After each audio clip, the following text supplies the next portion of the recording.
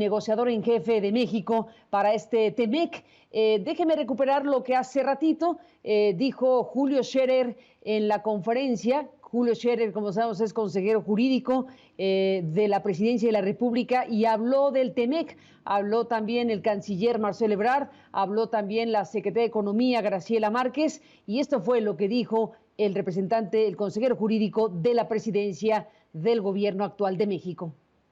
Muy brevemente, las leyes que se tuvieron que modificar para dar nueva vida a este nuevo tratado.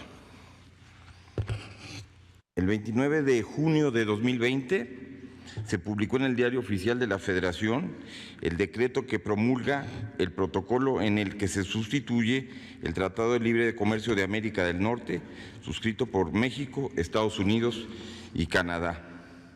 En este decreto se establece, de conformidad con los acuerdos entre los tres países, la entrada en vigor del tratado a partir del 1 de julio de este año.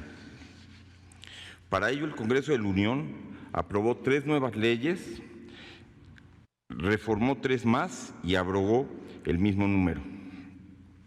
Las leyes que se aprobaron: el 29 de marzo el Congreso de la Unión aprobó la nueva Ley de Impuestos Generales para la Importación y Exportación y la Ley de la Reforma Aduanera. El 30 de junio, el Congreso de la Unión aprobó la expedición y reforma de las siguientes leyes: nueva Ley Federal de Protección a la Propiedad Industrial y abrogación de la Ley de Propiedad Industrial, nueva Ley de Infraestructura de la Calidad y abrogación de la Ley Federal sobre Meteorología y Normalización, reformas a la Ley de Derechos de Autor, reformas al Código Federal Penal vigente y, de conformidad con el artículo 72, fracción A de la Constitución Política de los Estados Unidos Mexicanos, el Ejecutivo Federal decretará y publicará el día de hoy todo lo que sea conducente a este tratado. Es todo, señor presidente. Es lo que informó esta mañana Julio Scherer, consejero jurídico de la Presidencia. Gracias al maestro Ildefonso Guajardo, que está en la línea telefónica, pues para hablar de la fecha, para hablar de este proceso que se cumple y que entra en vigor a partir de hoy. Buenos días y bienvenido. Gracias por estar aquí. Gracias por tu invitación, Carmen. Saludos de Monterrey. Al contrario, bueno, pues estamos viendo todo este proceso que te tocó encabezar en la parte principal a lo largo de este proceso que tocó en los 2 sexenios, la parte que le toca al gobierno de Peña Nieto, la parte que te toca encabezar, lo que acaba de anunciar Julio Scherer. Y bueno, ¿cómo describir lo que sucedió? ¿Qué sería lo más importante a tu juicio de lo que se tuvo que modificar a instancias del gobierno estadounidense inicialmente? ¿Cómo harías un balance de todo esto? Primero te diría que NAFTA, desde que nace en una controversia que le costó muchísimo al presidente Clinton generar los votos demócratas para poderlo sacar. Fue una buena votación, abundante, pero se requirió la habilidad política de un presidente como Clinton para convencer a muchos demócratas que podían haber sido influidos por sindicatos que no estaban muy contentos. Eso de alguna manera marca el inicio del acuerdo. El acuerdo, como sabemos, fue súper exitoso a nivel mundial. Los países se beneficiaron en áreas estratégicas. Hubo sobreventa, expectativas alzadas que no se materializaron en cuestiones de beneficio, de impacto, de desarrollo, de algunas oportunidades que no se materializaron, pero en todo, sin duda, el principal impacto fue la generación de ingresos, la transformación económica de México y la atracción de inversión que transformó la economía mexicana.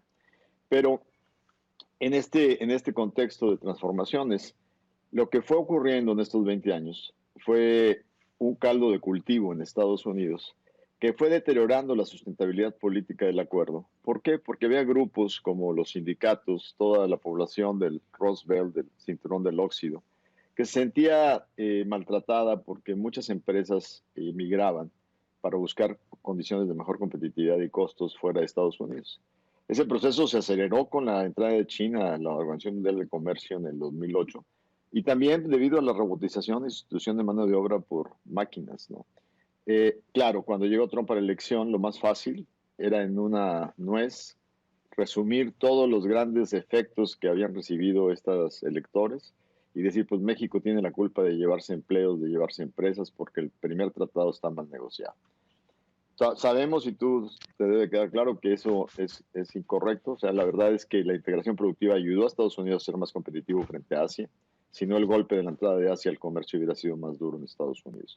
En resumen, el Tratado de México transformó, creó oportunidades, expandió nuestra capacidad exportadora, nos dio la certeza de que empresarios mexicanos pueden ser exitosos produciendo en el extranjero. Y sin duda movió de manera importante, creó la movilidad de grupos de estudiantes y de trabajadores mexicanos en una ruta de ascenso. Tuvo sus defectos. Los más beneficiados eran las grandes empresas. Las ligas de valor para incorporar pequeñas y medianas fueron menos contundentes. Era necesaria una serie de tareas importantes, reformas que dieran piso parejo para que las pequeñas y medianas también se puedan beneficiar. Pero en fin, en la cuenta global, el NAFTA transformó a México y fue una buena decisión. ¿A qué nos enfrentamos? Nos enfrentamos a un tratado que se había erosionado en su sustentabilidad política en la sociedad norteamericana.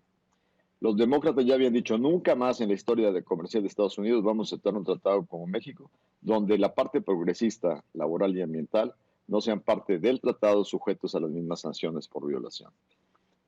En su momento, Obama, que también había ofrecido renegociar el TLC, decidió hacerlo vía TPP, y al estar Estados Unidos y Canadá ya incluidos, logramos una serie de transformaciones que se imponían sobre el TLC, que era una modernización indirecta del mismo. Sin embargo, el presidente Trump llega, no entendiendo la geopolítica que hay que jugar con China, lo tira a la basura, y pues ahí quedó para después la posibilidad de una modernización vía la Alianza del Pacífico. Entonces, por eso se abre el tema por el presidente Trump de al principio deshacerse de NAFTA, pero finalmente sentándose a negociar. Y en esa negociación nos lleva a un acuerdo que sin duda tiene que mantener la esencia del libre comercio, tiene que proteger los tribunales de arbitraje para que no sean sesgados por una potencia de acuerdo a su tamaño o a su importancia económica, tiene que proteger al sector exportador mexicano agrícola para cualquier tipo de acciones proteccionistas de sus competidores en Florida o en Texas, y tiene que también asegurarse que los mecanismos de disputa inversionista-Estado funcionen para dar certidumbre en los temas de inversión. Yo te diría que eso, más los nuevos requisitos en reglas de origen, que están definitivamente marcando un antes y un después en cuanto a la cadena de proveeduría de América del Norte, reduciendo la dependencia de insumos asiáticos y europeos, representa una gran oportunidad y una gran palanca que a partir de la recuperación de los mercados puede ser el inicio de la salida de esta crisis. Pues con esta frase nos quedamos, Ildefonso Guajardo. Seguiremos hablando, si me lo permites, pero bueno, después de esta revisión que haces de la historia reciente sobre este tema del acuerdo de libre comercio, de esta ratificación, al final de cuentas, por libre comercio en la zona. Así que habremos de hablar más ampliamente, pero por lo pronto te agradezco que hayas estado aquí para analizar pues cómo fueron las cosas en esta parte que nos cuentas. Gracias por estar aquí y hasta la próxima. Gracias por la invitación, Carmen. Igualmente, gracias a Ildefonso Guajardo, el negociador en jefe del tratado renegociado por México en la parte, bueno, pues del sexenio pasado, que fue quien firmó finalmente este